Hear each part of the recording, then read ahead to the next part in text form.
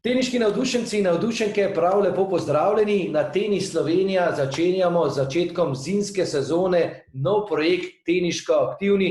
Gre za nekakšno nadgradnjo tistega prejšnjega Ostani doma in bodi teniško aktiven, ki je bil zelo uspešen v mesecih v obdobju karantene. Kot smo vajeni, je tudi ta projekt razdeljen na dva dela, na teniške vaje in pa na zanimive pogovore. Naš prvi gost pa je eden in edini Blaž Kavčič, ki ga zdaj pozdravljamo. Lep pozdrav, Blaž. Živo, živo.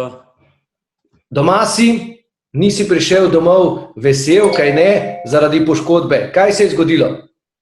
Ja, mislim, po eni strani sem bil vesel, ker sem spet igral dober tenis, naredil en dober rezultat, ki mi nekako daje neko tisto pravo energijo za naprej. Je pa res, da je manjkal tista res pika na i v finalu, pa je pa šla ta poškodba na žalost. Bilo je v tem zadnjem tednu veliko tekem odigranih, tudi veliko je bilo dežja, tako da so se tekme zavlekle oziroma jih je bilo več. Tako da sem dvakrat v bistvu praktično igral tekmo pa pol v istem dnevu in počutil sem si že en dan prej malo utrujenega, ampak v finalu je treba iti na polno in ja, na žalost pri enem šprintu dolgemu sem začutil nekaj v nogi in takoj sem vedel, da je v bistvu tekme konec. Zdaj je pa seveda samo vprašanje, koliko časa bo potrebno, da se bo ta noga spet zacelila, pa da bom lahko naprej začel igrati. Ja, zanimivo, leto 2020 je za nami. Kako bi ga ti opisal, kaj si se morda ti naučil? Ja, v bistvu zelo dolgo je bilo leto. Sploh za naš športnike mogoče še malo bolj, ker smo vsak dan čakali, kdaj se bo sezona začela, kdaj bomo lahko začeli igrati. Bilo je veliko več treningov.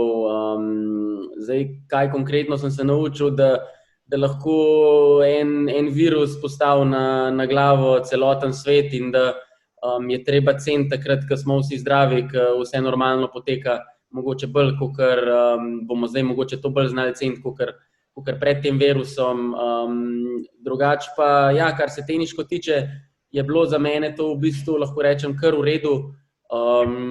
Zaradi tega, ker sem lahko dosti treniral, imel sem dosti časa, da sem se lahko dobro pripravil in dvignil nivo tenisa na malo višjo raven. In v bistvu tudi s tem rezultatom sem dokazal, da mi je to uspelo, da sem v bistvu rabil samo tistih par nekih tekem, da sem prišel v tisti tekmovalen ritem, tako da se mi zdi, da sem dobro vse to skupaj temperal. Tako da ja. Kakšno pa je stanje morda na teniških turnirjih, kako je bilo v Rolanu Garrosu in kako je bilo zdaj v Italiji, kako drugače je živeti zdaj to teniško življenje kot pred karanteno oziroma pred tem virusom? Ja, zelo je drugače, no.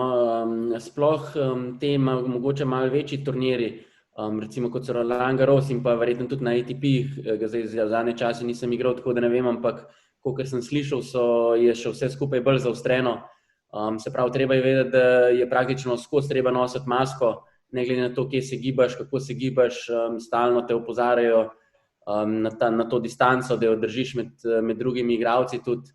Tako da je veliko manj mogoče tega druženja, bolj si sam nekako v tistem tednu, ki je tekmovanje oziroma s svojim trenerjem. Je pa ogromno tega testiranja, no. Recimo, ne vem, konkretno tukaj za Italijo, v bistvu treba je odpraviti test že doma, preden se sploh na pot odpraviš. Ko prideš tja, je treba ta test pokazati, da te sploh lahko spustijo na teniška igrišča, da lahko tam treniraš. Potem te pa in v ponedeljek in v četrtek, če si še v turnirju, čaka ponoven test. Tako da praktično se zdaj testiramo 3-krat na teden, kar je kar dosti velik zalogaj, ampak je kar dobro priskrbljeno to na turnirjih. Moram reči, da se organizatorji zelo potrudijo in da nam omogočajo, da lahko pač varno igramo, kar je seveda tudi nam vsem skupaj prioriteta. Ja, kadarkoli se slišiva, pa ne glede na to, ali si poškodovan ali ne, si vedno poln optimizma. Imaš še vedno to energijo, da vztrajaš? Od kje jo vlečeš? Ja, mislim, ne bi mogoče temu rekel tako, da vztrajam. Jaz delam to, kar mi je všeč, v temu zelo uživam. Dokler sem že večkrat poudaril, dokler se bom zbudil zjutraj in bom imel v glavi, da grem z veseljem na trening, da uživam na treningu, da razmišljam, kaj bi lahko na treningu popravil. Ne vidim razloga, zakaj ne bi tekmoval, pa če v tem uživam. Pravim, da je to ena najlepših služb, kar jo lahko imam in probam to ceniti maksimalno.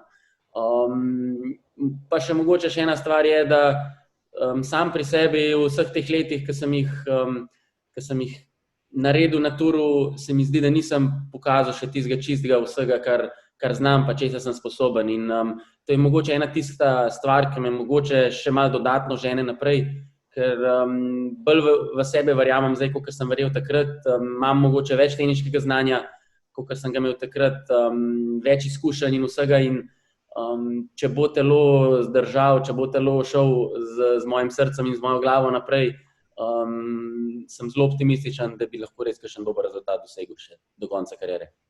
Ja, omenil si srce, imaš veliko srce, znanje pa zdaj predajaš tudi mlajšim. Borard Nake, na primer, prejšnji teden dejal, da veliko sodelujeta. Imaš čas torej še za te obveznosti? Kako gre s tem trenerskim poslom, če lahko temu tako rečeva?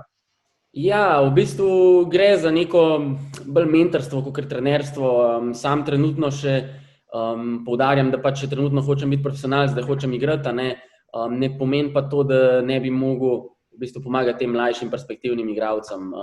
Zmeri sem bil nekako sam pri sebi imam občutek, da ko sem bil jaz mlajši, ko sem bil jaz toliko star, ko so zdaj stari te fantje, nisem praktično imel nobenega še takrat, da bi se lahko na njega zanesel, da bi ga lahko kaj vprašal, da bi mi lahko kdo kaj pomagal. In vem, kako zelo je to pomembno in vem, da mi je to takrat zelo manjkalo in prav zaradi tega najdem to neko dodatno energijo, da pomagam tem mladim igralcem. Predvsem mi je ta glaven cilj, da bi nekako se ustvarjali za njih taki pogoji, ker jaz mislim, da so minimalno potrebni za tisti napredek in pa da bojo lahko prišli tja, kamor si sami želijo. In vidim se v bistvu v tem tudi po svoji karieri, v tem poslu trenerja bi lahko temu rekel, ampak trenutno rabim okoli sebe še veliko ljudi pri nekem takemu projektu, da mi zraven pomagajo. Sem pa seveda s svojimi izkušnjami in pa s treningi, ki jih potem s temi mladimi igralci tudi naredim, nekako nek doprinos, se mi zdi, ki jim bo v prihodnje zelo prav prišel. Vendar pa ne prehitevajmo, še vedno te raje vidimo na teniškem igrišču, na igrišču in ne ob njem. Kaj te čaka morda zdaj do konca sezone, ne glede na to poškodbo ali ne? Je kaj turnirjev? Ja, trenutno me čaka pač počitek, oziroma najprej sploh, da bom vedel, kaj točno z nogo je, kaj to pomeni zdaj za naprej, koliko časa bom out, pač temu lahko reče. Ne glede na to poškodbo, bom verjetno zelo hitro začel delati na fizični pripravi naprej in pa probal se bom čim hitreje vrniti na teniško igrišče, probati nekako popraviti teh par stvari, ki so se trenutno v igri pokazale in to tudi, če ne bom mogel še šprintati ali pa teč, bom to lahko naredil. Tako da to je zdaj prvi kratkoročni cilj. Kar se tiče pa turnirjev, je pa trenutno pri meni vse v zraku, ker moj ranking ni tak, kakor bi mogel biti in zaradi tega se zelo težko odločam, na katere turnirje bom šel, kdaj bom šel na turnirje in praktično prijavim vse turnirje, ki so v tem času in glede na to, kje pridem noter, potem se odločam in pač tja grem. Tako da nekih velikih planov nimam, v glavi v bistvu samo to, da bi svojo igro probal dvigniti, če malo na višji nivo in še z enemu ali pa dvema dobrima turnirja spet prišel nekako okoli tistega, 170-180 mesta, ki me potem nekako sidra tja, da lahko igram potem vse Grand Slame v kvalifikacijah, ker je seveda glaven cilj. In pa, da probam pač pol nekako tista ta prava odskočna deska, da s kakšnim res dobrim rezultatom se lahko pol spet približam tej pač stoterici in pa bomo videli, kako naprej pol. Ja, mi vsi v Sloveniji držimo pesti. Hvala, Blaž Kavčič, da si bil prvi gost v našem projektu Teniško aktivni in srečno v nadaljevanju sezone in tudi v naslednji sezoni. Ja, hvala za pogovor, srečno tudi vsem ostalim. To je bil torej Blaž Kavčič. Pogovori in teniške vaje bodo objavljeni vsak torek na naših družbenih omrežjih. Bodite torej z nami in igrajte tenis. Srečno!